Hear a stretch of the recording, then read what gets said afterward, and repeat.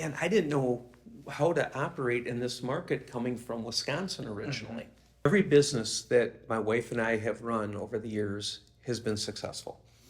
And if I sat here and told you I did that, you knew I would not be telling you the truth. I'm not that good. Comments and questions? Don't forget add to your answer Yeah. the comments and questions Don't forget. Welcome to In the Boardroom with His Capital Group, a series of unfiltered conversations created to share our successes and failures, along with some of the tips, tricks, hacks, and strategies that we've used along the path to building wealth. So grab your favorite beverage, get to that quiet spot, and tune in to today's conversation. And remember that a legacy isn't only about leaving what you've earned, but also what you've learned. Hello, everyone. Welcome back to The Boardroom. And today, our topic is going to be our journey to His Capital Group. I'm Steve Landl with Rick Malero, and we're going to talk about not only our journey to His Capital Group, but our journey with His Capital Group. Army buddies here. I remember, Rick, you and I met back in 2013, and I was in the insurance industry for, oh my goodness, probably 18 years, and we had a corporate buyout, and they came in and they decided to get rid of everyone they thought was making too much money. And I had my turn, and I felt blessed. I took it as a journey, and my wife and I took a cruise, and we celebrated. And we said, we want to retire at age 50. And the challenge was I had to find a place for that money to earn a fair interest rate, a fair return, and with a monthly payment so that I could build basically a retirement plan, a pension, if you will. And so my wife and I have done real estate for many years, and we were going to buy a bunch of portfolio of properties around Orlando. And I remember looking at one of the first ones, and we were number 14 in line. And I thought, well, what if the other 13 say no? Then what do they know that I don't know? Right. And I didn't know how to operate in this market coming from Wisconsin originally. And then someone said, Steve, why don't you become the passive real estate investor? And honestly, I don't know where I've been all those years, but that's the first I've heard of a passive real estate investor. And we started researching, my wife and I became students, and ultimately it led us to His Capital Group. And through a gentleman named Sam Alley, which is a close friend and a partner at His Capital, he introduced us to you, Rick. And my wife and I sat at a boardroom table, very much like this one, and I remember shaking hands with you.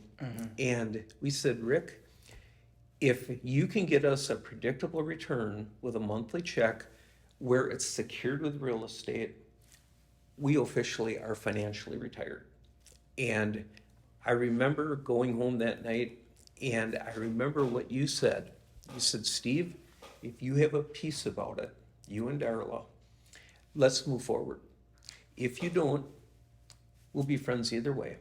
And I remember we had that peace, and we bought our first note, and we started adding to it. And one morning we woke up, and all our bills were paid, and we officially were retired because of this strategy. That's the journey to Rick Malero. I remember, like it was such a great relationship, right? Because it is, like you said, it's kind of like a hidden secret. And yet it is such an amazing strategy that allows you to build cash flow. And I do remember that journey of getting to meet you guys. I also remember several months later, as you were getting to the point where you were retired, Mr. Steve Landl was getting anxious and bored out of his mind. So the light bulb went off in my mind, and I said, wait a minute. Steve is a man of integrity. He is a man that's clearly been successful for many years, and he is bored. Here's an opportunity to bring him on board to join the family, and what a blessing you have been. And I'm so honored for you and your wife to be a part of the family, and not only as a client, but also as a part of the team. So Faith is everything about my journey. I will tell you that Every business that my wife and I have run over the years has been successful. And if I sat here and told you I did that, you knew I would not be telling you the truth. I'm not that good. It is truly God blocking and tackling for us, protecting us, and providing, and wisdom, knowledge. I give all the credit to God, for sure. And when we ended up coming to his capital, that was number one priority. I wanted to know where this man's head is, of course, but I want to know where his heart is and where his morals are and his values. And I think the first question Darla and I asked you was, what does HIS, his, stand for? And I remember Rick telling us that, and I hope I tell the story correctly here, but Rick saw success early in his career to some level, enough of a level that you almost got a little cocky, a little proud, if you will. And there's danger in pride. Yes. And there's danger in thinking you did it yourself.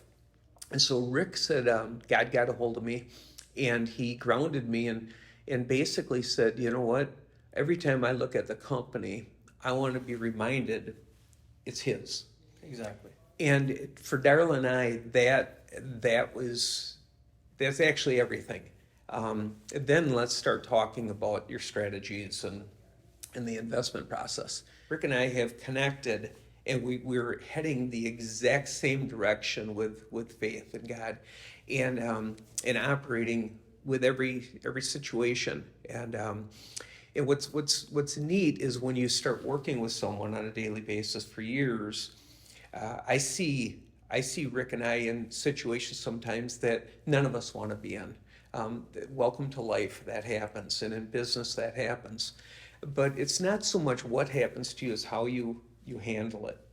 And I think we've grown so strong through that and handling it correctly and properly according to God's word.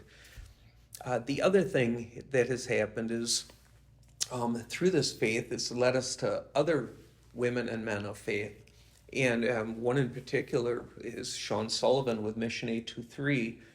And who would have thought that this relationship starting would have journeyed to saving children from human trafficking in Ukraine? And who would have ever dreamed when we were in Ukraine that there would be a war today? And everything has just gone to a whole new level for the worse.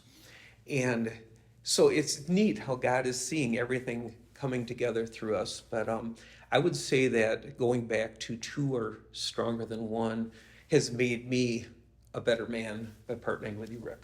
Likewise. I agree 100% with that. In the same way, like with my faith walk, it has never always been easy. I don't think God allows everything to be simple, because it is sometimes through the struggle, at least in my walk with God, where the struggle exposed the areas that I hadn't surrendered to God.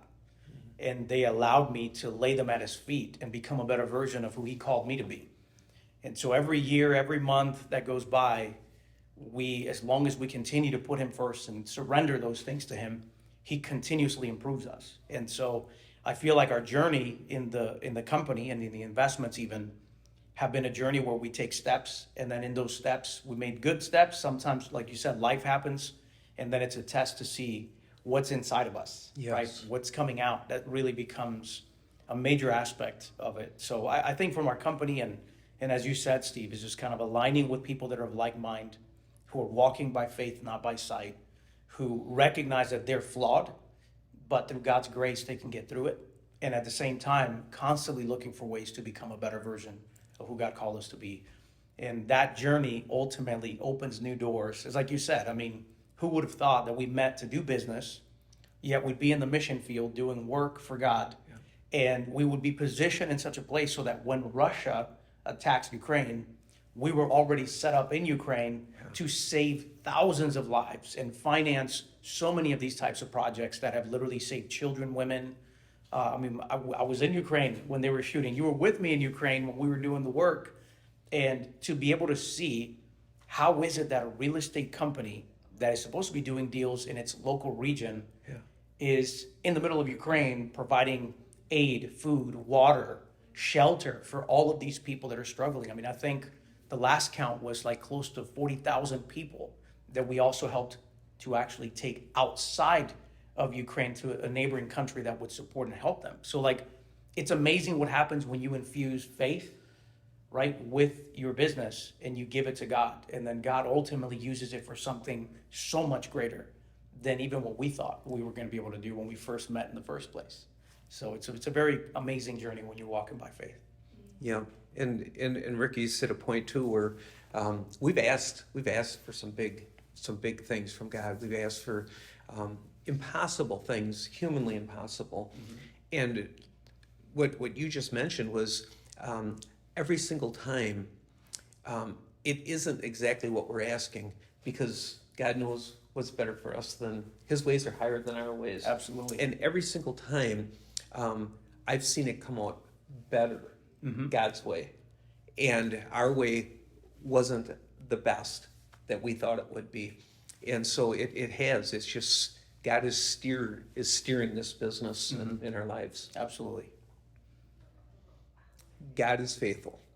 People will let you down. Every single person, I will let you down. We are all broken people. God will not. I promise that. And I will say that through my life, nothing has come easy, but God has been faithful and it comes out right. In the Bible, every single word and promise is true. And if you're going to look for a business plan, it's all there. It's all in the Bible.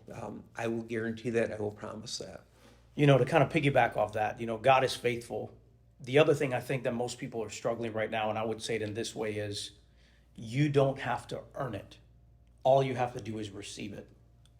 And there is a freedom in saying, you know what, I don't have to have this figured out. I could literally just come to the table, receive His mercy, receive His grace. And when I put myself down at the altar and I receive that gift, then we're creating the space for God to do what only He can do in your life.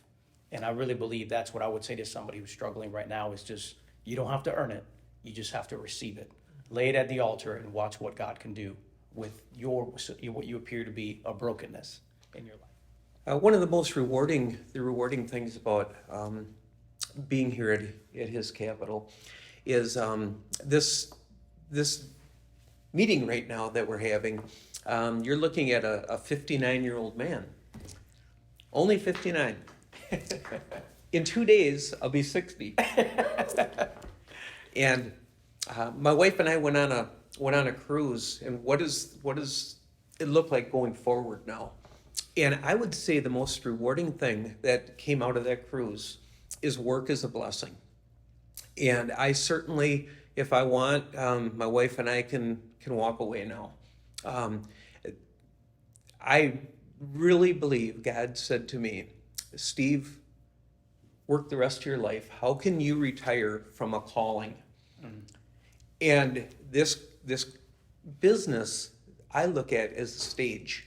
And I want to be in the game on this stage. And I want to stay in the game with all of you. And for that reason, I think one of the most rewarding things of this whole business are our people. The people we get to meet, the people we get to influence, the people that influence us, Right. and the relationships that are being made. And I just know that it's going to keep growing and compounding in the years ahead. And I'm honored to be a part of this game. Absolutely. I mean, I think, you know, one thing is, you know, you give up your resources and empowering other clients to kind of adopt the same ideas and investing in missions. I think that's great. But I think one of the biggest shifts that have been happening over the last few years for me is the fact that I got an understanding that there is a difference between a legacy and an inheritance. And realizing that I'm in a company that has the ability to influence and make a difference. And so for those that don't know, when you have an inheritance, that is what you leave behind after you pass away. And that's what you leave your kids, your family. That's what they get, your assets, your everything that you've worked so hard for. However, the legacy is what you leave in them. And there's a big difference. And so what I love about what we're doing right now and the position that we're in as a company is the fact that we get to help people with both. We really have the ability to help them to make the right investments so that when they're gone, they pass on something that is worth remembering, that is making an impact on their family. But at the same time, we get to invest some seeds in them that even after we're gone, it lives in them and through them into other people. And I believe that's what God called us to do, is he planted the seeds in us and he does the work inside of us, and then he does the work through us. And so I believe now, because of the platform that we have as an investment company, we can really be better stewards of those seeds that God gave us. And we can now sow them in the lives of other people and leave a legacy that will last long after we're gone. And so I think that's one of my favorite things that we get to go and do together. Exactly. And another thing on top of that, in addition to it, and in line with what you just said, was we get to build treasures in heaven with the business on earth. Absolutely. Isn't it cool? I love that. All right. And remember to answer the community questions in the comments below. If you want more additional content pertaining to real estate investments or motivation and success in life in general, check out some of the other videos that we have. I'm sure they'll be a blessing to you as well.